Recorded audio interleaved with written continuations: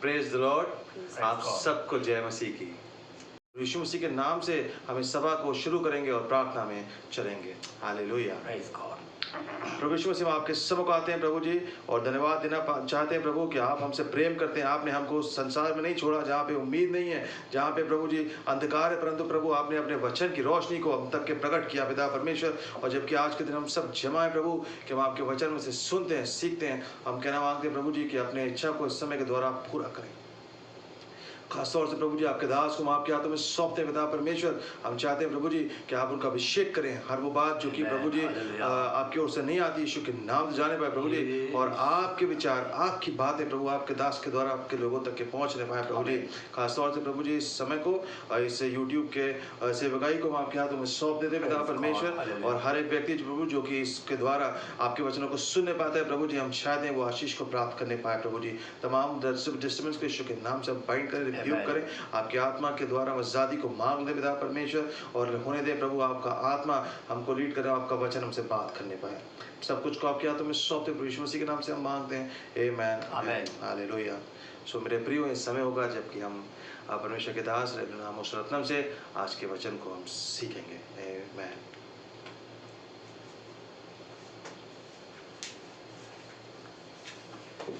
Praise the lord, hallelujah. परमेश्वर का धन्यवाद हो एक बार फिर से आज के दिन प्रभु के चरणों में बैठकर परमेश्वर के वचनों के द्वारा आशीषित होने के लिए प्रभु ने हमें इस अनुग्रह का अवसर को दिया है। और जैसा मैं हमेशा कहता आया हूँ कि जो अवसर परमेश्वर हमारे जीवन में देता है, हमारे जीवन के लिए बहुत ही बहुमूल्य है। इसलिए पौलुस कहता है, अवसर को बहुमूल्य जानो। हमारे जीवन में हर दिन जो परमेश्वर मौके पर मौके हमको देता है, आइए हम उस समय का सदुपयोग करें जो प्रभु अपने आत्मा के द्वारा अपने वचन को हम तक देता है। उन वचनों को अपने जीवन में ग्रहण करते हुए उचित स्थान दें और परमेश्वर के वचन को अपने जीवन में कार्य करने का अवसर दें। आज इस पवित्र दिन में जब हम यहाँ पर प्रभु के चरणों में एकत्रित हुए हैं परमेश्वर वचन को सीखने के लिए, आइए हम सब प्रार्थना के साथ प्रभु के वचन को ध्यान से सुने। और मेरा पूरा विश्वास है आज का संदेश हमारे व्यक्तिगत जीवन के लिए, परिवार के लिए और कलीसिया के लिए बहुत की आशीष कारण ठहरेगा। तो आइए हम सब प्रार्थना के साथ, मन की तैयारी के साथ, मन की एकाग्रता के साथ हम प्रभु के चरणों में बैठे। लूका रचित सुसमाचार उसका 24 अध्याय उसका 50 पद से लेकर 53 पद तक।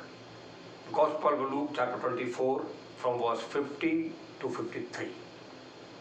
तब वह उन्हें बैतनिया तक बाहर ले गया और अपने हाथ उठाकर उन्हें आशीष दी, और उन्हें आशीष देते हुए वह उनसे अलग हो गया और स्वर्ग पर उठा लिया गया। तब वे उसको दंडवत करके बड़े आनंद से यरूशलेम को लौट गए, और वे लगातार मंदिर में उपस्थित होकर परमेश्वर की स्तुति किया करते थे। परमेश्वर इन वचनों के पढ़ जाने पर हमें हर एक को आशीष देने पाए। आज मैं आपको बताऊंगा प्रभु यीशु मसीह के स्वर्गारोहण के द्वारा हमारे जीवन में मिलने वाली आशीषें।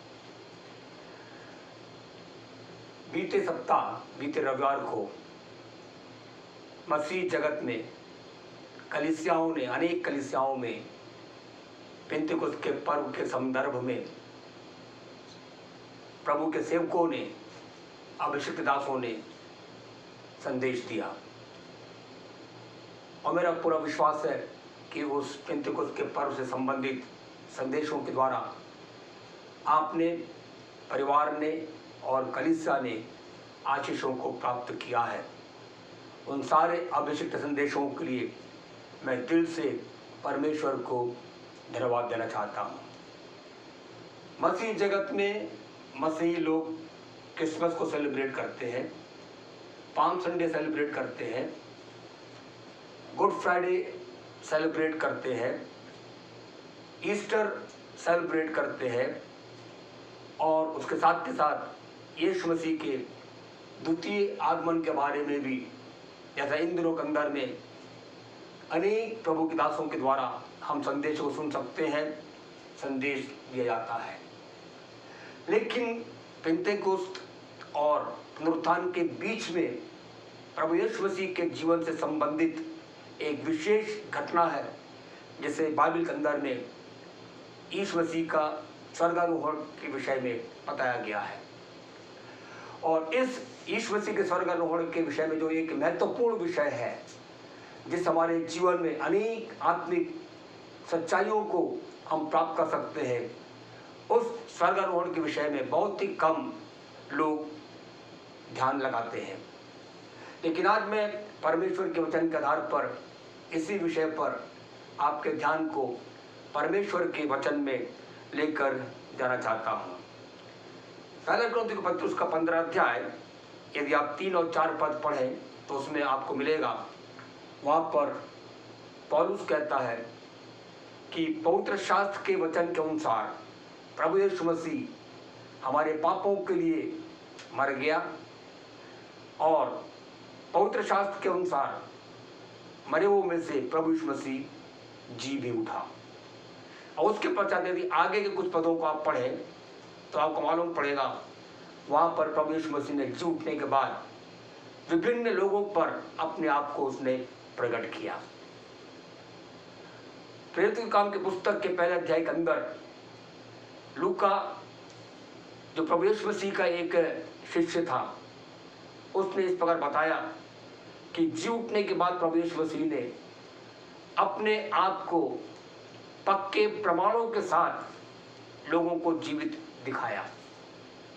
40 दिन तक यीशु मसीह जी उठने के पश्चात इधर उधर जाते हुए लोगों पर अपने आप को प्रकट करते हुए बाइबल बताती है यीशु मसीह ने राज्य के सुसमाचार का प्रचार किया।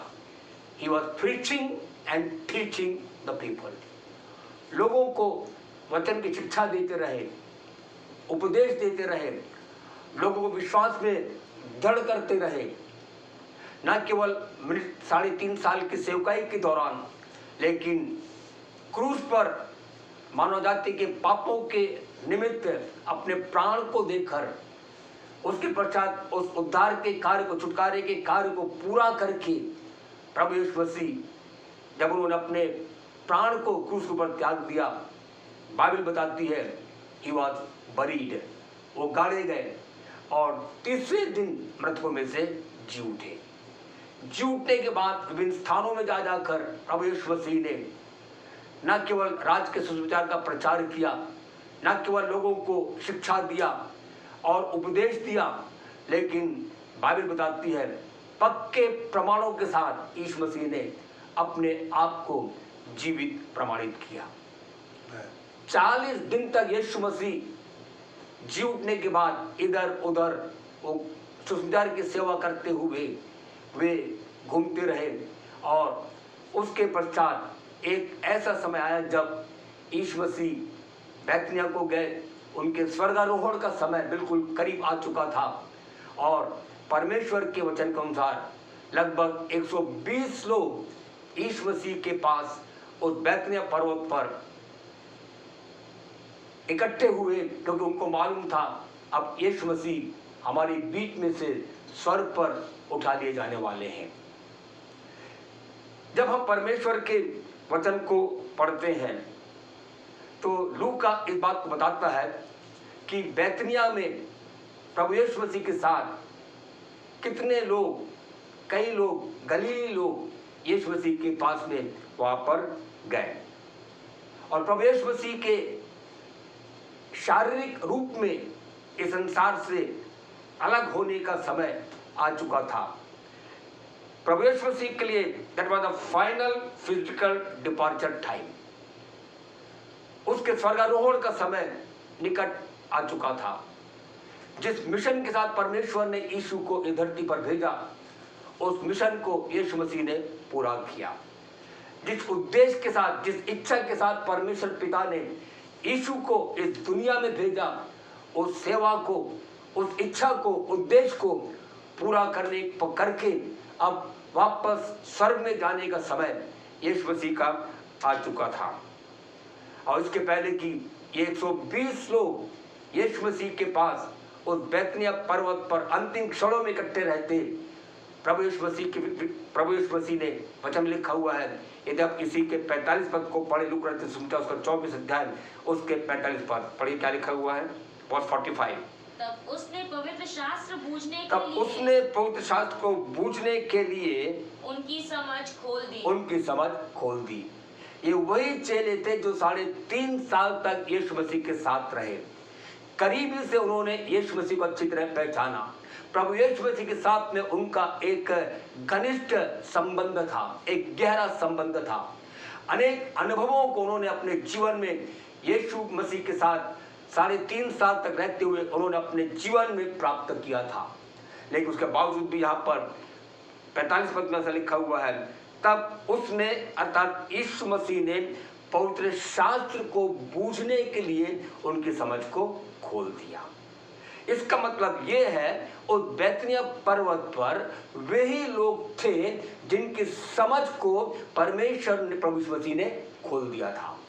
पवित्र शास्त्र को बूझने के लिए, जैसा मैंने आपको आरंभ में बताया कि प्रभु यीशु मसीह जी उठने के बाद उसने जगह जगह जाकर के प्रचार किया, उसने रात के सुसमाचार को सुनाया और यीशु मसीह ने स्वर्ग की बातों को लोगों तक पहुंचाया और उनको सिखाया। उनको समझने के लिए, उन बातों को समझने के लिए यीशु मसीह ने, लिखा हुआ है, उनके पवित्र शास्त्र को बूझने के लिए उनकी समझ को खोल दिया। हमारे जीवन के लिए अत्यंत आवश्यक है, जब भी हम पवित्र शास्त्र को पढ़ते हैं और जब भी हम पवित्र शास्त्र को सुनने के लिए एकत्रित होते हैं, तो हमारे जीवन के लिए अत्यंत आवश्यक है हम प्रभु से प्रार्थना करें कि हे प्रभु, आप मेरी आंखों को खोल दीजिए, आप मेरे समझ को आप खोल दीजिए, ताकि मैं आपके पवित्र शास्त्र के बातों को मैं अच्छी तरह समझने पाऊं। दाऊद जो परमेश्वर का एक अभिषिक्त दास था, परमेश्वर की ओर से वो इस्राएलियों का राजा होने के लिए नियुक्त किया गया था। उस भजनकार दाऊद ने भजन 119 उसका 18 पद में इस प्रकार कहा कि परमेश्वर, मेरी आंखों को खोल दे ताकि मैं तेरी व्यवस्था की अद्भुत बातों को देख सकूं। हमारे जीवन के लिए अत्यंत आवश्यक है, जब भी हम वचन को पढ़ते हैं और जब भी हम परमेश्वर के वचन को सुनते हैं, इसके पहले कि हम वचन को पढ़ें, इसके पहले कि हम वचन को सुने, हमारे जीवन के लिए ये अत्यंत आवश्यक है कि हम प्रभु से यही प्रार्थना करें। यदि दाऊद प्रार्थना कर सकते इस प्रकार, तो मुझको और आपको भी इस प्रकार प्रार्थना करना है। और हम प्रभु से प्रार्थना करें, लॉर्ड ओपन माय आईज, प्रभु आप मेरी आंखों को खोल दीजिए ताकि मैं आपके वचन की, आपकी व्यवस्था की अद्भुत बातों को देख सकूं। पौलुस इफिसियों पत्र उसका 1 अध्याय 18 पद में भी इस बात को कहता है, तुम्हारी मन की आंखें ज्योतिर्मय हो जाएं। हमारे जीवन के अंदर हमारी आत्मिक आंखें खुल जाएं, हमारी आत्मिक आंखें ज्योतिर्मय हो जाएं, ताकि हम इस बात को जान सकें कि प्रभु अपने वचन के द्वारा हमारे जीवन से क्या कहना चाहता है। प्रभु यीशु मसीह उन शिष्यों के साथ और उन 120 लोगों के साथ उस बैतनिय्याह के पर्वत पर थे। और बाइबल इस बात को बताती है, मुझे जो अभी लूका रचित सुसमाचार 24 अध्याय से हमने जो वचन को पढ़ा, उस संदर्भ में सबसे ज्यादा जो मुझे प्रभावित करती है वो है 52 पद। मेहरबानी से उसको पढ़ें, लूका रचित सुसमाचार उसका 24 अध्याय उसका 52 पद। तब वे उसको दंडवत करके बड़े आनंद से यरूशलेम को लौट गए। उन 120 लोगों को प्रभु यीशु मसीह ने यरूशलेम वापस लौटने की आज्ञा दिया। ये सारे के सारे लोग बड़े दुखी थे, और जैसे मैंने आपको बताया कि that was the final physical departure for Jesus. ये प्रभु यीशु मसीह के लिए एक अंतिम क्षण था, जबकि वो इस संसार से स्वर्ग को चला जाए। सारे चेले बड़े दुखित थे, उनका हृदय शोक से भरा हुआ था, मन में व्याकुलता थी। अब हमारा यीशु, जिनके साथ हम 3.5 साल तक रहे, जिन्होंने हमारे सामने अनेक आश्चर्य कामों को किया, 3.5 साल तक हम प्रभु के साथ साथ रहे और हमारे जीवन में प्रभु ने बहुत सारी आशीषों को दिया। हमने यीशु के चमत्कार को दिया, हमने उस यीशु के नाम में हमने आश्चर्य कामों को किया, बीमारों को चंगा किया, दुष्ट आत्माओं को हमने निकाला। इस प्रकार अनेक आश्चर्य कामों को न केवल उन्होंने अनुभव किया, लेकिन उन्होंने अपने जीवन में अपनी आंखों से उस किए गए आश्चर्य कामों को भी उन्होंने देखा। तो स्वाभाविक है उनके जीवन के अंदर में प्रभु यीशु मसीह का उनसे अलग होना, प्रभु यीशु मसीह का इस धरती से स्वर्ग में जाना उनके लिए दुख और उदासी का और शोक का विषय था। क्योंकि हम परमेश्वर वचन में मरकुस उसका 16 अध्याय उसके 5 और 6 पद में इस प्रकार पढ़ते हैं कि प्रभु यीशु मसीह ने अपने उपदेश के दौरान, अपने वचन को सिखाने के दौरान यीशु मसीह ने चेलों से इस प्रकार कहा था कि मैं अपने भेजने वाले के पास वापस लौटकर जाता हूं। और जब प्रभु यीशु मसीह ने इस प्रकार अपने शिष्यों को बताया कि मैं अपने भेजने वाले के पास मैं वापस जा रहा हूं, बाइबल बताती है कि उसमें वचन में लिखा हुआ है कि सारे के सारे चेले उनका मन शोक से भर गया, दुखित थे और दुख होना उनके लिए स्वाभाविक था। लेकिन बाइबल इस बात को बताती है प्रभु यीशु मसीह के स्वर्गारोहण में उन लोगों का हृदय आनंद से भर गया और बाइबल कहती है कि वे लोग बड़े आनंद के साथ यरूशलेम को लौटकर चले गए। प्रभु यीशु मसीह का स्वर्गारोहण हमारे जीवन में आनंद को लेकर के आता है। प्रभु यीशु मसीह के स्वर्गारोहण में जो जो बातें हुई वो सारी बातें हमारे जीवन को आनंद में बदल देती है और हमारा हृदय, हमारी आत्मा आनंदित हो जाती है। ये 120 लोग उस स्वर्गारोहण के दृश्य को देख करके, उस स्वर्गारोहण के समय में जब यीशु मसीह के साथ में थे, बाइबल कहती इसके पहले कि वे लोग यरूशलेम को लौट कर जाते यीशु मसीह की आज्ञा के अनुसार, बाइबल इस बात को बड़ी सफाई के साथ बताती है कि वे सब बड़े आनंद के साथ हो। और इसी बात ने मेरे जीवन को प्रभावित किया। वो कौन सी उस स्वर्गारोहण में कौन सी ऐसी बातें थी जिसने इन 120 लोगों के मन को आनंदित किया और वे बड़े आनंद के साथ वे लोग यरूशलेम को लौटकर चले गए। जब वो वहां पर आए तो उनका हृदय दुखित है, क्योंकि अब कुछ समय में यीशु का स्वर्गारोहण हो जाएगा, कुछ समय में यीशु मसीह उन्हें छोड़कर स्वर्ग में पिता के पास चला जाएगा, क्योंकि यीशु मसीह ने पहले ही कह दिया था कि मैं अपने पिता से निकल करके आया हूं और मैं अपने पिता के पास वापस जाता हूं।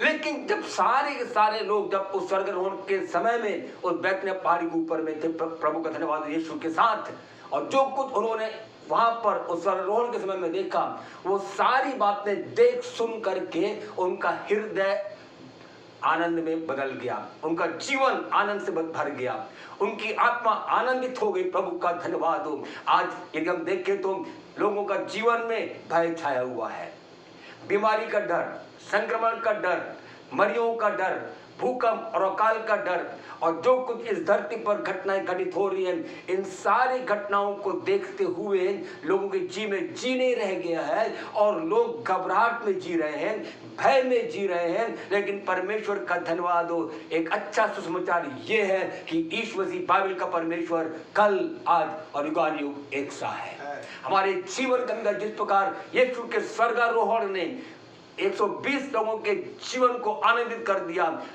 आज हमारे जीवन में इस स्वर्गारोहण का संदेश हमारी आत्मा को, हमारे जीवन को, हमारे परिवार को और कलीसिया को आनंदित करेगा।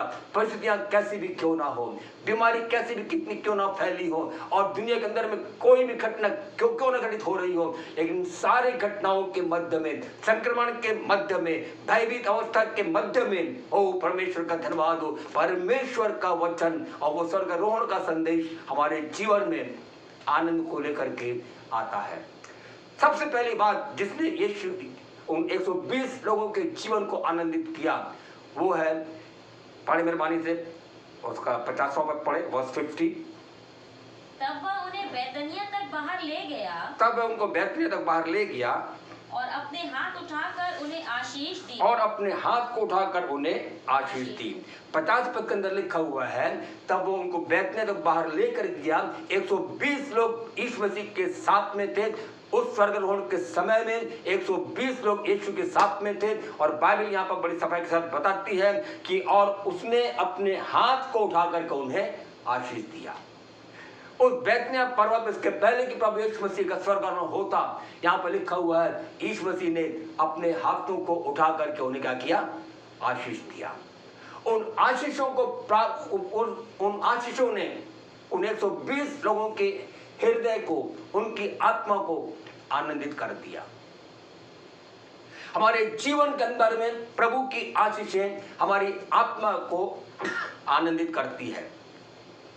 आज हमारा जीवन कैसे भी क्यों ना हो, कितना भी निराशा में हम क्यों ना हो, कितने भी भय की अवस्था में क्यों ना हम जी रहे हो, लेकिन एक बात निश्चय जाने, प्रभु हमारे जीवन में आशीषों को देना चाहता है।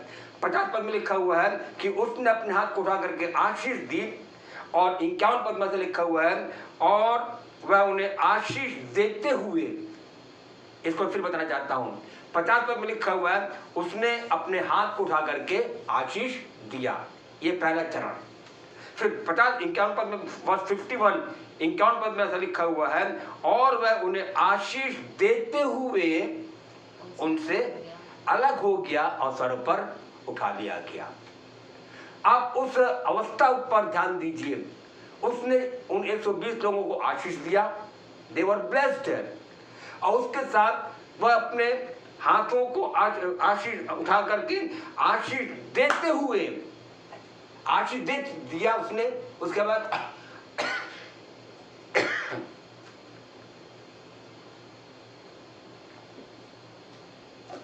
उसके बाद आशीषों को देते हुए यीशु मसीह उनके पास से अलग हो गया और वो सर पर उठा लिया गया।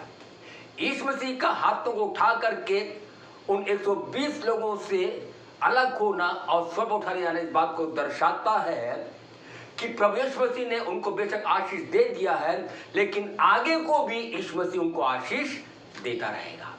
इसलिए उसे खुले हाथ से, बढ़ाए हुए हाथों से, जब तक चेले अपने आंखों को उस ओर लगाए हुए थे, जब तक यीशु मसीह उनकी आंखों से ओझल नहीं हो गया, उन चेलों ने इस बात को देखा कि यीशु मसीह का हाथ अब भी उठा हुआ है। हमारे जीवन के अंदर प्रभु यीशु मसीह आशीषों को देने के लिए आज भी मेरे और आपके जीवन की ओर अपने हाथ को उठाए हुए है, ताकि वो हमारे जीवन को आशीषित कर सके। We all need the blessings of God. हम में से प्रत्येक के जीवन में हमें आशीषों की आवश्यकता है। वो हमें केवल एक ही बार आशीष नहीं देता है। अब हमने 50 पद के अंदर ये पढ़ा कि यीशु मसीह ने अपने हाथ को उठा करके उनको आशीष दिया, लेकिन 51 पद में हमने ये पढ़ा कि तब वह उन्हें आशीष देते हुए उनसे अलग हो गया और स्वर्ग पर उठा लिया गया। हमारे जीवन में बेशक बीते समयों में परमेश्वर ने अनेक आशीषों को दिया है, और इसके हम सब व्यक्तिगत रूप में भी और कलीसियाई रूप में भी हम सब इस बात के गवाह हैं। गॉड हैज ब्लेस्ड अस, परमेश्वर ने हमें आशीषित किया है, लेकिन उसका उठाया हुआ हाथ, जिसके कारण उठाए हुए हाथ से जब वो स्वर्ग की ओर चला गया, ओ प्रभु का धन्यवाद हो, वो हमारे जीवन में इस बात को दर्शाता है आज भी वो हमारे जीवन में आशीषों को देने के लिए अपने दोनों हाथों को फैलाए हुए हैं। इसलिए आज हम सब मिल करके आइए, हम प्रभु के पास आ जाएं, दिल की गहराई से हम प्रभु से इस प्रकार कहे, lord I need your blessing है, I need your supernatural blessing है, आई नीड स्पिरिचुअल ब्लेसिंग है। प्रभु मुझे आत्मिक आशीष की जरूरत है, मुझे अलौकिक आशीष की जरूरत है, मुझे आपके आशीषों की आवश्यकता है, क्योंकि बाइबल नीतिन की पुस्तक book of proverbs chapter 10 and verse 22 it says the blessings of the Lord maketh a man rich। परमेश्वर की आशीषें मनुष्य को धनी बनाती हैं, और जो आशीष परमेश्वर देता है, बाइबल ये स्पष्ट रूप में बताती है, परमेश्वर उसमें कोई दुख नहीं मिलाता। और हमारे जीवन के अंदर में ऐसी महान आशीषों की आवश्यकता है। और इन अंत के समयों में, दुनिया के अंतिम क्षणों में जब हम जी रहे हैं, मेरे प्यारे भाई और बहन, आज परमेश्वर हमारे जीवन को, हमारे व्यक्तिगत जीवन को, पारिवारिक जीवन को और कलीसियाई जीवन को विशेष रूप से एक अलौकिक आशीष देना चाहता है। वो एक सुपरनेचुरल ब्लेसिंग्स हमारे जीवन में, परिवार में और कलीसिया में देना चाहता है। आइए हम प्रभु के पास आ जाएं और प्रभु से कहें, प्रभु आप मेरे जीवन के अंदर में उन महान आशीषों को दीजिए। आमीन। प्रभु का धन्यवाद हो। परमेश्वर ने प्रतिज्ञा किया है, जैसे मैंने बताया, एक बार वो आशीष दे देता है, अपने हाथ को वापस खींच नहीं लेता है, लेकिन उसका हाथ मैंने बताया आज भी मेरे और आपकी ओर फैला हुआ है। इसलिए हाग्गे की पुस्तक उसका दूसरा अध्याय उसके 19 पद में ऐसा लिखा हुआ है, परमेश्वर ने एक महान प्रतिज्ञा दिया और वहां पर परमेश्वर कहता है आज के दिन से मैं तुमको आशीष देता रहूंगा। From this day on I will bless you. आज के दिन से बीते दिनों की आशीषों के लिए हम परमेश्वर का दिल से धन्यवाद करें। और हर एक विश्वासी के लिए यह अत्यंत आवश्यक है, जब परमेश्वर उसके जीवन को आशीषित करता है हम परमेश्वर की आराधना करें। उन 120 लोगों ने उस बैतनिय्याह पर्वत के ऊपर में यीशु मसीह के द्वारा आशीषों को प्राप्त किया और आशीष प्राप्त करने के पश्चात इसके पहले कि वे लोग यरूशलेम की ओर प्रस्थान करते, बाइबल बड़ी सफाई के साथ इस बात को बताती है, दे ऑल वर्शिप्ड हिम, उन्होंने यीशु की आराधना किया। हमारे जीवन में परमेश्वर की हर एक आशीषों को प्राप्त करने के पश्चात हमारे जीवन के लिए ये अत्यंत आवश्यक है कि हम परमेश्वर की आराधना करें। फॉर एवरी ब्लेसिंग, हर आशीष के लिए, प्रत्येक आशीषों के लिए, चाहे वो छोटी आशीष चाहे बड़ी आशीष हो, किसी प्रकार की आशीष क्यों ना हो, लेकिन परमेश्वर हमारे जीवन में यही एक्सपेक्ट करते हैं, आशा करते हैं कि मैं और आप परमेश्वर की आशीषों को प्राप्त करके हालेलुया हम परमेश्वर की आराधना करें। Because they received the blessings of God, क्योंकि उन्होंने अपने जीवन में परमेश्वर की आशीष को प्राप्त किया। परमेश्वर की आशीषों ने उनके जीवन को आनंदित कर दिया। इसलिए लिखा हुआ है वे बड़े आनंद के साथ यरूशलेम को लौट गए। कोई भी तुमसे पूछे क्या बात है भाई, तो क्या बोलेंगे? ओ मुझको यीशु ने आशीष दिया, मैंने यीशु के द्वारा आशीषों को प्राप्त किया है। यीशु, मेरे यीशु ने, जिनको हम स्वर्गारोहण के पहले हम यीशु के पास में थे, उसी यीशु ने अपने हाथ को उठा करके हमारे जीवन को आशीषित किया और वे बहुत खुश थे। ये स्वाभाविक है।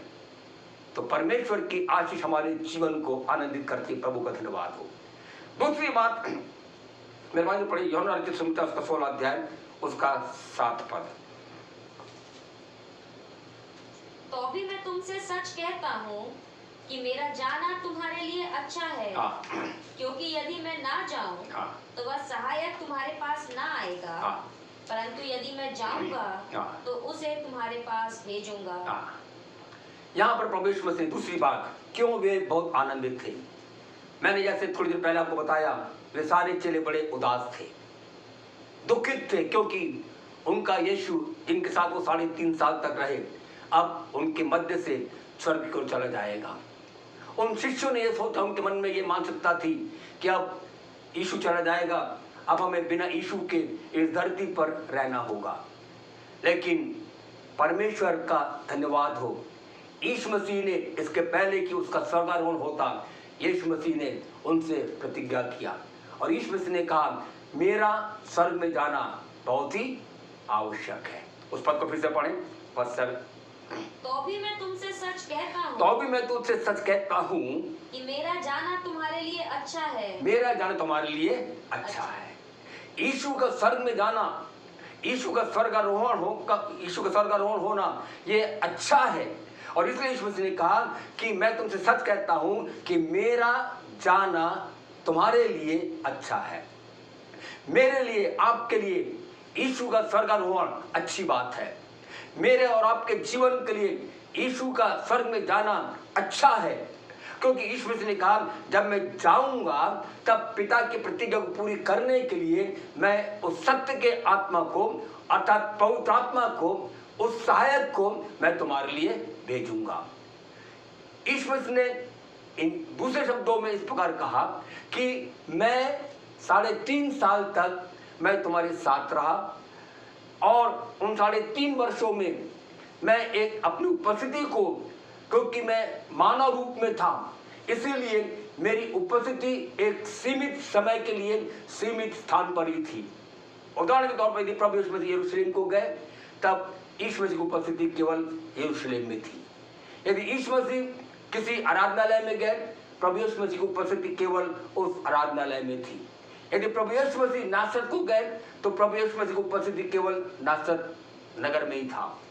इस प्रकार प्रभु यीशु मसीह की उपस्थिति दुनिया की सेवकाई के दिनों में 3.5 साल तक चेलों के साथ रहते हुए एक सीमित उपस्थिति रही, लेकिन अब यीशु मसीह के स्वर्गारोहण का समय आ चुका था और इसलिए प्रभु यीशु मसीह जाने के पूर्व चेलों को प्रोत्साहन से भरा हुआ संदेश दिया और प्रभु यीशु मसीह ने इस प्रकार कहा,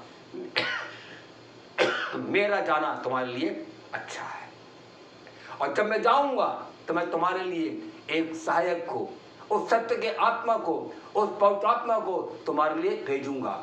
मैं 3.5 साल तक इस धरती में तुम्हारे साथ रहा, 3.5 साल तक मेरी उपस्थिति सीमित रही, लेकिन अब जब मैं स्वर्ग में जाऊंगा उस पवित्र आत्मा को जिसकी प्रतिज्ञा पिता ने किया था, उस पवित्र आत्मा को तुम्हारे पास भेजूंगा। उस पवित्र आत्मा के द्वारा तुम मेरी उपस्थिति का एहसास, तुम मेरी उपस्थिति का आभास हमेशा, हर जगह, हर समय में तुम करते रहोगे। और मैं तो तुम्हारे साथ 3.5 साल तक रहा, लेकिन अब जिस सहायक को मैं तुम्हारे पास भेजूंगा, तुम्हारे लिए भेजूंगा, वो सहायक लिखा हुआ है, यीशु मसीह ने कहा, वो हमेशा तुम्हारे साथ रहेगा और तुम्हारे अंदर रहेगा। Oh hallelujah! ये पवित्र आत्मा है जो हमारे जीवन के अंदर यीशु की उपस्थिति का एहसास कराता है। ये पवित्र आत्मा है जो यीशु की उपस्थिति को हमारे जीवन में वास्तविक बना देता है। ये पवित्र आत्मा है जो हमारी आराधना को वास्तविक बना देता है। ये पवित्र आत्मा जो हमारे जीवन को सामर्थ्य बना देता है। ये पवित्र आत्मा जो हमारे जीवन को निर्भय बना देता है। ये पवित्र आत्मा है जो हमारे जीवन को एक जीवित गवाह बना करके खड़ा कर देता है। और इसलिए प्रभु यीशु मसीह ने कहा कि जब तक तुम स्वर्ग से सामर्थ ना पाओ तब तक यरूशलेम में ठहरे रहना। और यही कारण है कि 120 लोग यीशु के स्वर्ग पर जाने के पश्चात वे लोग बड़े आनंद के साथ वे लोग यरूशलेम को चले गए और वे लोग इंतजार कर रहे थे 10 दिन तक। बाइबल कहती है लगातार मंदिर में इकट्ठे होकर के वे लोग आराधना और स्तुति करते रहे। They were just praising and worshiping God। पिता के प्रतिज्ञा पूर्ण के बाद जो रहे थे, उन 120 लोगों के मन के अंदर में एक ही उमंग थी, एक ही लालसा थी, हमें उस पिता की प्रतिज्ञा को हमारे जीवन में पूरी होना है। They were just waiting for the Holy Spirit to come। मेरे प्यारे भाई और बहन, हमारे जीवन के अंदर में आज मैं प्रभु की सेवा खो करके इस बात को बताना चाहता हूँ, वो प्रतिज्ञा मेरे जीवन के लिए है, वो प्रतिज्ञा आपके जीवन के लिए है। वो परमेश्वर पवित्र आत्मा को ले जाने की प्रतिज्ञा, पवित्र आत्मा से परिपूर्ण होने की प्रतिज्ञा, ये हम में से प्रत्येक के जीवन के लिए है। और ये बहुत दुख की बात है कि इस पवित्र आत्मा के युग में रहते हुए, पवित्र आत्मा के पवित्र आत्मा युग में अंतिम क्षणों में रहते हुए भी हम पवित्र आत्मा से अनभिज्ञ हैं। हमारे जीवन में आज हम सब मिलकर के प्रभु से प्रार्थना करें, lord anoint me, lord I need your holy spirit. प्रभु मुझे आपका आत्मा चाहिए, मुझे आपके पवित्र आत्मा की भरपूरी चाहिए। आप मुझे पवित्र आत्मा के सामर्थ्य से आप मुझे परिपूर्ण करिए। मैं आपके लिए एक जिंदा गवाह बनना चाहता हूँ। यीशु मसीह ने 3.5 वर्ष की सेवकाई को पूरा किया, उस उद्धार के काम को उसने उस क्रूस को पूरा किया और विजय के साथ यीशु मसीह ने उस क्रूस के ऊपर घोषणा किया, पूरा हुआ, एवरीथिंग इज फिनिश्ड, सब कुछ पूरा हो गया। और उसके बाद प्रभु का धन्यवाद हो, उन्होंने अपने प्राण को त्याग दिया, गाड़े गए, मृत्यु मृत्यु दिन जी उठे और उसके 40 दिन तक लोग दिखाई देते रहे। उसके बाद यीशु मसीह का स्वर्गारोहण हो गया और स्वर्गारोहण इसीलिए हुआ ताकि पवित्र आत्मा हमारे जीवन में हम प्राप्त कर सकें। ये पवित्र आत्मा का समय है, पवित्र आत्मा का युग है। आइए इन दिनों के अंदर में let us thirst for the Holy Spirit है। हम पवित्र आत्मा के लिए हम भूख कर प्यासे हो जाएं और हमारी आत्मा ललायित हो जाए, हमारी आत्मा बेचैन हो जाए। ओ जैसे भजनकार कहता है, जैसे हिरणी नदी के जल के लिए हाँफती है, हे परमेश्वर मैं तेरे लिए प्यासा हूँ। ईश्वर से प्रतिज्ञा किया, जो कोई प्यासा वो मेरे पास आ जाए। आइए आज हम सब मिल करके दिल की गहराई से प्रभु के पास आ जाएं, क्योंकि स्वर्गारोहण में ये बात छिपा हुआ है कि जब यीशु स्वर्ग में जाएगा, हालेलुया, उस पवित्र आत्मा को हमारे लिए भेज देगा। पेंतिकुस्त के दिन में परमेश्वर ने अपनी प्रतिज्ञा पूरी करके उसने इस धरती पर पवित्र आत्मा को ढेल दिया और प्रभु का धन्यवाद हो, आज भी वो पवित्र आत्मा इस धरती पर अपने कार्य को कर रहा है। आज भी वो पवित्र आत्मा हर जगह जोरावर तरीके से मंडरा रहा है। इन अंतिम क्षणों के अंदर में वो पवित्र आत्मा जगह जगह अपने कार्य को कर रहा है। बेदारियां आ रही हैं, जागृति आ रही है, लोग प्रभु के पास वापस आ रहे हैं, लोग पश्चाताप कर रहे हैं, लोग उद्धार पा रहे हैं। प्रभु की कलीसिया प्रभु के सम्मुख में तैयार हो रही है। मेरे अजीजों, हमारे जीवन के लिए आइए ये समय है पवित्र आत्मा से भर करके हम परमेश्वर के लिए एक जीवित और सच्चे गवाह बन जाए। आमीन। क्योंकि पवित्र आत्मा ही है जो हमारे जीवन में हमको गवाह को बनाता है। अब चेलों को बात समझ में आ गया, क्योंकि यीशु मसीह ने पवित्र शास्त्र को समझने के लिए, बूझने के लिए उनके समझ को खोल दिया था। वो समझ गए, अब उनको मालूम हो गया अरे यीशु जा रहा, स्वर्ग में जा रहा है, ये हमारे लिए अच्छा है, क्योंकि यीशु का स्वर्ग में जाना तो हमारे लिए अच्छा है। उन शिष्यों ने, उन 120 लोगों ने इस बात को अच्छी तरह समझ लिया कि यीशु का स्वर्ग में जाना हमारे लिए, हम सब के लिए, सारे मानव जाति के लिए बहुत ही अच्छा है, क्योंकि जब वो जाएगा, प्रभु का धन्यवाद हो, ओ परमेश्वर अपने आत्मा को हमारे ऊपर उंडेलेगा। मेरा जीजो, हमारे जीवन में आज हम खुश हो जाए, इस बात को समझ करके उन 120 लोगों का हृदय आनंद से भर गया। पवित्र आत्मा की प्रतिज्ञा हमारे जीवन को आनंदित करती है। इसलिए पौलुस कहता है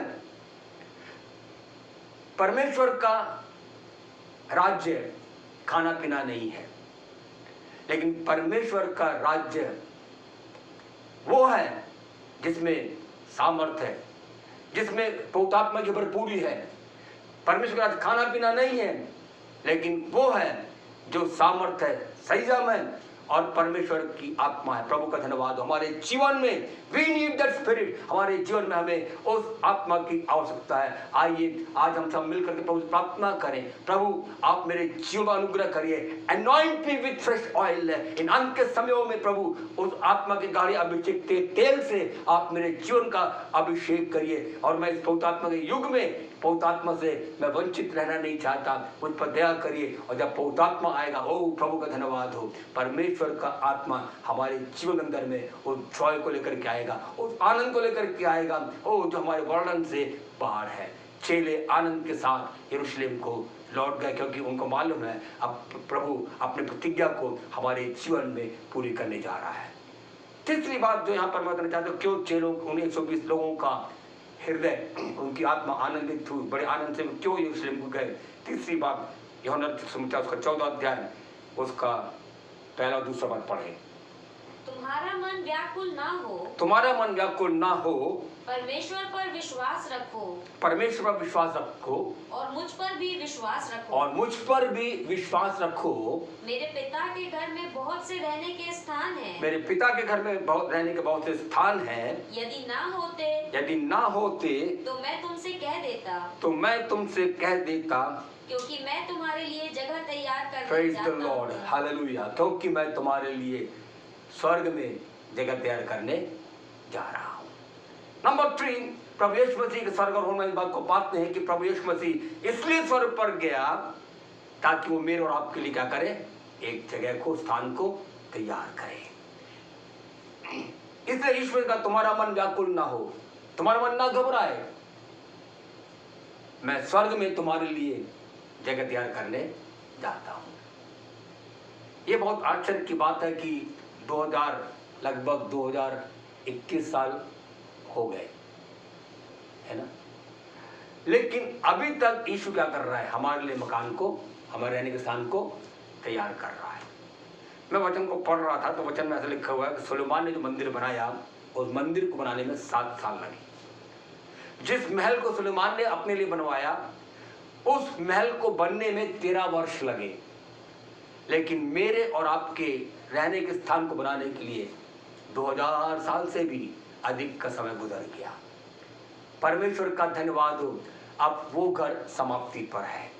हमारे रहने के लिए, जिस स्थान को तैयार करने के लिए हमारा प्रभु यीशु मसीह का स्वर्गारोहण हुआ, ओ प्रभु का धन्यवाद हो, अब वो समय दूर नहीं है जब हमारा प्रभु यीशु मसीह मुझको और आपको, हर एक विश्वासियों को, अपनी कलीसिया को, अपने दुल्हन को लेने के लिए जल्दी आने वाला है, तो कि मकान की तैयारी पूरी हो चुकी है। एक गीत हम इस पर गाते हैं, आसमान में पूरी तैयारी हो चुकी है, पूरी तैयारी आसमान में हो चुकी है। अब वक्त है, सिर्फ समय की बात है। यीशु आएगा, मकान तैयार हो चुका है, हमारे रहने का स्थान तैयार हो चुका है। यीशु आएगा, अब वो अपने लोगों को इस धरती पर से उठा लेगा। क्या के लिए? ताकि हम, मैं और आप सारे प्रभु के लोग हैं, सारे विश्वासी लोग हैं जिन्होंने उद्धार को प्राप्त किया, जिन्होंने प्रभु के साथ विश्वास योग्यता के जीवन को व्यतीत किया। ऐसे सारे प्रभु के लोग यीशु के दुल्हन के रूप में उस बातों पर उठा लिए जाएंगे और उसके बाद उस मेंशन में, उस तैयार किए गए स्थान में सारे प्रभु के लोग वहां पर रहेंगे, क्योंकि यीशु मसीह ने कहा मैं तुम्हारे लिए स्वर्ग में जगह तैयार करने चाहता हूं, ताकि जहां मैं रहूं वहां तुम भी रहो। ये परमेश्वर की इच्छा है कि प्रभु के लोग प्रभु के साथ में रहें। काश हमारे अंदर भी यही लालसा हो जाए, मुझे अपने प्रभु के साथ रहना है इस धरती पर जीवित रहते हुए, और उसके पश्चात जब मैं मर जाऊं या प्रभु का आगमन हो जाए, मैं प्रभु के स्वर्ग में जाऊंगा, उस मेंशन में, उस तैयार किए गए स्थान में मैं जाऊंगा जिसको प्रभु स्वर्ग रोड के पहले कहा था मैं तुम्हारे लिए स्वर्ग में जगह तैयार करने जा रहा हूं। प्रियो, ये संसार हमारा घर नहीं है, ये दुनिया हमारा घर नहीं है। पौलुस ने फिलिप्पी पत्र लिखते हुए इस प्रकार कहा कि हमारा स्वदेश स्वर्ग में है, जहां से हम प्रभु यीशु के आने की बाट जो रहे हैं। आइए आज अपने जीवन के अंदर में हम अपने आप को तैयार करें। हमको उस घर में जाना है जिस घर को तैयार करने के लिए यीशु मसीह का स्वर्गारोहण हुआ। मेरे अजीजों, प्रभु चाहता है कि जहां प्रभु रहे वहां मैं और आप भी रहे। इसलिए अपने जीवन को हम पूरी तरह से एक समर्पित जीवन को व्यतीत करें, प्रभु के सम्मुख में हमेशा तैयार रहें। आज हम जिस प्रकार के जीवन को लेकर हम जी रहे हैं, क्या हमारे अंदर में इस प्रकार के जीवन को जीते हुए क्या हमारे अंदर ये आशा है कि हम उस मेंशन में, उस घर में जिसको प्रभु हमारे लिए तैयार कर रहा है, उसमें हम प्रवेश कर सकते हैं? बाइबल कहती है कोई भी अपवित्र या घृणित वस्तु उस नगर में प्रवेश नहीं करेगा। जिनका नाम उस जिनके पुस्तक में नहीं लिखा हुआ है वो कभी उसमें प्रवेश नहीं करेगा। आज अपने जीवन में प्रभु के सम्मुख में हम फैसला करें, एक निर्णय करें कि मुझे प्रभु के साथ युगानुयुग हमेशा हमेशा तक मुझे रहना है। भले ही इस दुनिया में मेरा अपना खुद का मकान ना हो, लेकिन मैं उस अनंत काल के जो चिरस्थायी घर है, जो हाथों का बनाया हुआ घर नहीं है, उस घर में मैं प्रवेश करना चाहता हूँ, जिसको बनाने के लिए यीशु मसीह आज से 2000 साल पहले बैतनिय्याह पहाड़ पर जा करके लोगों को आशीष दिया और उसने प्रतिज्ञा किया मैं तुम्हारे लिए स्वर्ग में जगह तैयार करने चाहता हूँ। और ये बात सुन करके चेले बड़े आनंदित हो गए, खुश हो गए। अभी तक यीशु के साथ 3.5 साल तक रहे, कोई कमी नहीं, यीशु के साथ रहे, कोई तकलीफ नहीं। लेकिन अब यीशु चला जाएगा, हम कहाँ रहेंगे, कैसे रहेंगे, हमारा क्या होगा, इन सारी बातों की चिंता 6 लोग के और 19-20 लोगों के मन में थी। लेकिन परमेश्वर का धन्यवाद हो, यीशु मसीह ने उनसे प्रोत्साहन भरा हुआ वचन कहा और कहा तुम्हारा मन न घबराए। आज किस बात के लिए हमारा जीवन घबराता है? आज किस बात के कारण हम डरे हुए हैं? मेरे प्यारे भाई, कारण कुछ भी क्यों ना हो, लेकिन यीशु मसीह हमसे यही कहते हैं तुम्हारा मन व्याकुल ना हो, तुम्हारा मन व्याकुल ना हो। हम ना घबराएं, चाहे कोई भी संक्रमण फैले, चाहे दुनिया में कितनी भी बीमारियां क्यों ना फैले, चाहे दुनिया में कितनी भी भयानक घटनाएं क्यों ना घटित होती रहे, लेकिन एक बात अपने जीवन के अंदर में हम इस बात को ध्यान में रखें, मेरा प्रभु मेरे लिए स्वर्ग में जगह तैयार करने को गया हुआ है, मुझे वहां जाना है, मुझे वहां जाना है, मुझे वहां जाना है। अपने आप को पूरी तौर से प्रभु के हाथों में देते हुए अपने आप को तैयार करें। अंत में बता करके मैं समाप्त करना चाहता हूँ, यूहन्ना रचित सुसमाचार उसका 14 अध्याय उसका 3 पद पढ़े, वर्ष 3। और यदि मैं जाकर तुम्हारे लिए जगह तैयार करूं, तो फिर आकर तुम्हें अपने यहाँ ले जाऊंगा।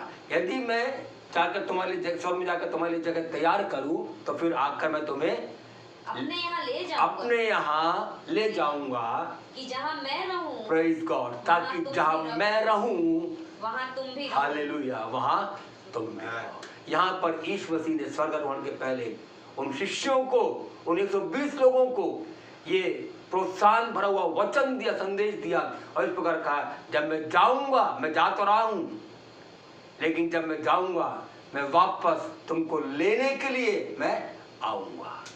इस वचन ने उनके मनों को प्रोत्साहित किया, इन वचन ने उनके हृदय को आनंदित कर दिया। उनको मालूम है यीशु मसीह जा रहा है, थोड़े समय के लिए है। यदि आप यूहन्ना रचित सुसमाचार उसका 16 अध्याय उसके 22 पद को पढ़ें तो उसमें ईश्वर जी ने अपने शिष्यों से इस प्रकार कहा कि तुम्हें शोक तो है कि मैं जा रहा हूं, लेकिन ईश्वर ने कहा कि मैं फिर तुमसे मिलूंगा। तुम्हें शोक तो है, लेकिन ईश्वर ने कहा मैं तुमसे फिर मिलूंगा। इस बात को दर्शाता है ईश्वर मसीह का आना, ईश्वर मसीह का द्वितीय आगमन हमारे जीवन में आनंद को लेकर के आता है।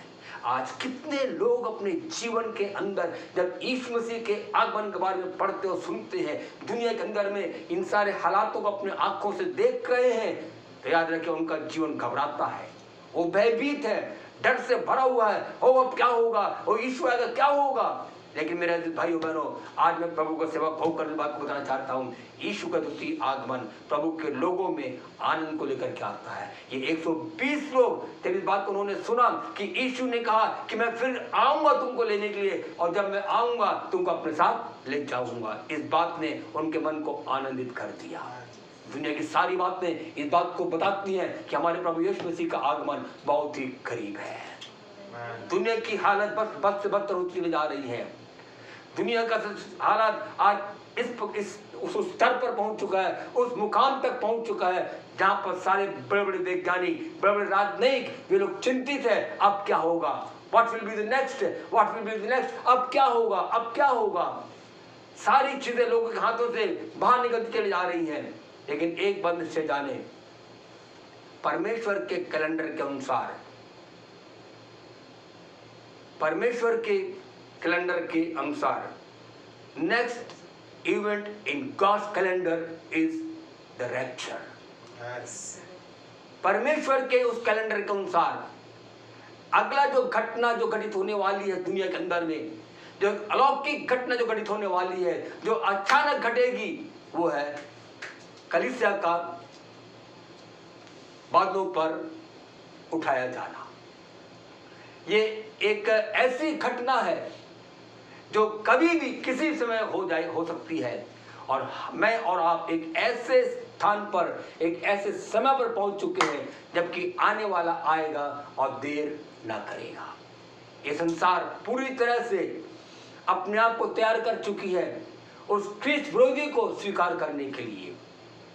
ये संसार अपने आप को उसने तैयार कर लिया ताकि निकट भविष्य में अति शीघ्र इस पूरे संसार में एक ही सरकार हो, वन वर्ल्ड गवर्नमेंट, जहां पर एक ही प्रभुता, जहां पर ख्रीष्ट विरोधी शासन करेगा।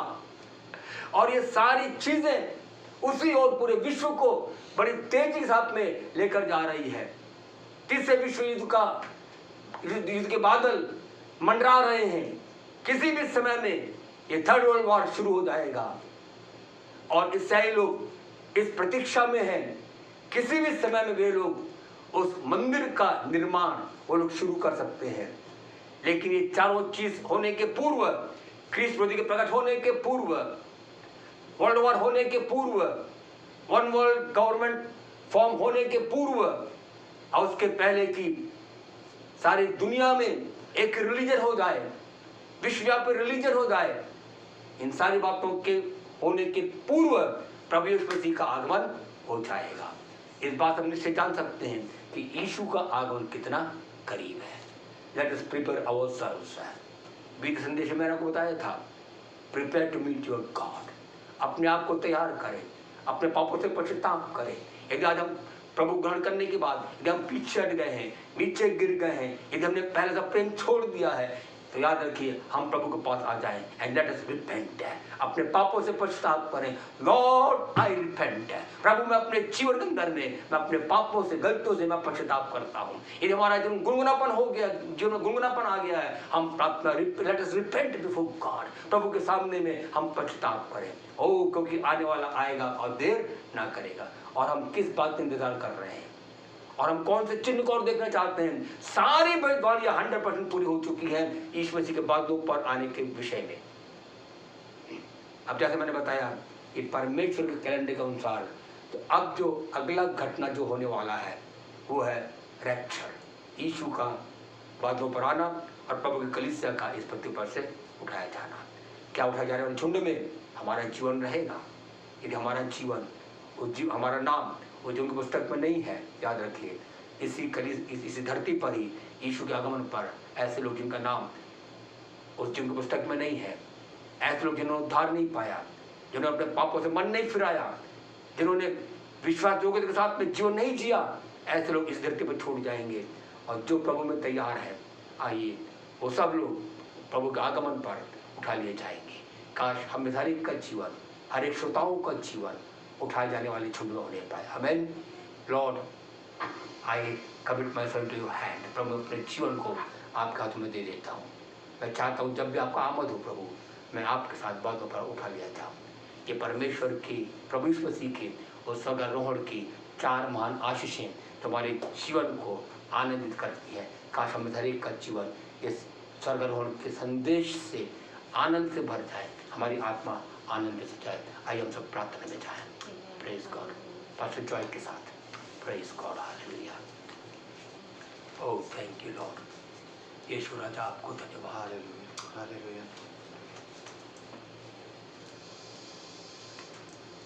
जी, प्रेज गॉड। हालेलुया। हम सब प्रार्थना में चलेंगे और मैं उम्मीद करता हूँ कि परमेश्वर के वचन ने आप सबों के हृदय से बोला है और बातचीत तो किया, जबकि हमने इस बात को सुना कि परमेश्वर का आना अति निकट है। ओ हालेलुया। प्रभु जी, हम आपका धन्यवाद करते हैं, आपकी स्तुति करते हैं प्रभु, आपके सुंदर वचन के लिए प्रभु, जो कि हमारे हृदय से सदा बात करता है प्रभु, और हमको तैयार करता है। जबकि संसार अंधकार में अपने जीवन को बिता रहा है प्रभु जी, उसको नहीं पता, उसने तो वो तो संसार तो उस ओर जा रहा है। आपके दास ने बताया कि जहाँ पे वो अपने आप को उस क्रिस विरोधी के हाथ में देने के लिए तैयार है, होने दे प्रभु। हम अपने आप को आपके हाथों में सौंपने के लिए तैयार होने पाए प्रभु जी। हम अपने आप को तैयार करें प्रभु, ताकि हम आपकी आत्मा के चलाए चलने पाए, ताकि जब आप आते हैं प्रभु जी तो हम आपके साथ में बादलों पर उठाए जाए प्रभु जी। और इससे बेशतर जब तक क्या यहाँ पे आपने हमको समय दिया है ओ प्रभु, जो कि 4 आशीषें हमने सुनी प्रभु जी, वो हमको प्रेरित करें कि हम आपके साथ में रहने के लिए प्रभु जी आनंदित होने पाए, साथ में यहाँ पर भी रहने पाए प्रभु, ताकि हम वहाँ के लिए प्रभु अभी से तैयारी करने पाए प्रभु जी। तमाम आनंद प्रभु, तमाम आशीषें जो कि प्रभु जी आपने अपने लोगों को वहाँ पर दिया बैतनिया में प्रभु जी, बोले दीजिए कि वो हमारे जीवन में पाए जाए। हर प्रकार का निराशा जो कि संसार के तरीके से जीने से के लिए के वजह से लोगों के जीवनों में आती है, उन सब को तज करके उस आनंद को लोग ले ले पिता परमेश्वर, उन आशीषों को ले ले प्रभु जी। और होने दे प्रभु कि आज का वचन हमको प्रेरित करता है प्रभु, जबकि इन बातों की ओर आगे से हम वैसे ना रहे प्रभु जी, आगे से हम अपने जीवन को उस नींद में उस प्रभु जी गुनगुनेपन में ना बिताएं, परंतु हम तैयारी में लग जाएं प्रभु। आप हम में से हर एक की सहायता करें प्रभु, जबकि हम ढेर सारी बार बातों को सुनते हैं परंतु हम भूल जाते हैं। आपके दास ने एक बार फिर से हमको अपने वचन के द्वारा चिताया प्रभु जी, हम में से हर एक जन प्रभु जी अपने जीवनों को एक बार फिर से आपके हाथों में डेडिकेट करने पाए प्रभु जी। और उन्हें कि ये वचन प्रभु जी हमसे लगातार बात करता जाए प्रभु जी, और हम अपने आप को उस दुल्हन के समान तैयार करने पाए प्रभु जी, उसे लेने के लिए दूल्हा आता है प्रभु जी। सारी बातों को आपके हाथों में सौंपते, खास तौर से प्रार्थना करना मांगते प्रभु जी हर एक व्यक्ति के लिए जिसने कि इन बातों को सुना है पिता परमेश्वर, उन्हें कि उसका ध्यान आपकी ओर लगने पाए और उसके जीवन की तमाम जो जरूरतें हैं, तमाम चीजें आपकी ओर से पूरी होने पाए पिता परमेश्वर। जबकि ये पैंडेमिक के समय से और एक इकोनॉमिक जो है मेल्टडाउन के समय से होकर के दुनिया गुजर रही है, होने दे प्रभु कि हमारे लोग अपनी जरूरतों को आपकी ओर से प्राप्त करने पाए प्रभु जी। यदि कोई व्यक्ति बीमार है, अपने हाथ को बढ़ा करके आप उसको छुए प्रभु जी, होने दे प्रभु जी कि यदि अस्पतालों में बिस्तरों पे लोग प्रभु जी अब वो इन चीजों को सुन रहे प्रभु, हम चाहते हैं कि प्रभु वो अपनी शिफा को आपसे प्राप्त करने पाए प्रभु। हर एक व्यक्ति जो कि प्रभु जी हमसे जुड़ा है, यदि किसी भी बीमारी में है प्रभु जी, और जिन लोगों ने हमसे दरख्वास्त की, सबको हम इस समय आपके सम्मुख लेकर के आते हैं और हम चाहते हैं प्रभु अपने हाथ को उड़ा करके आप छुएं और चंगाए दें। सारी बातों को हम आपके हाथों में सौंपते हैं, यीशु मसीह के नाम से मांगते हैं, आमीन आमीन। समय होगा कि हम सब अपने स्थानों पे खड़े हो जाएंगे और आशीष वचन के लिए हम चलेंगे। परमेश्वर पिता का प्रेम, यीशु मसीह का अनुग्रह और पवित्र आत्मा की सहभागिता आपसे अब तक के हम सबों के जीवनों में होने पाए, यीशु मसीह के नाम से मांगते हैं, आमीन। आप सबको जय मसीह। प्रभु आपको आशीष दे।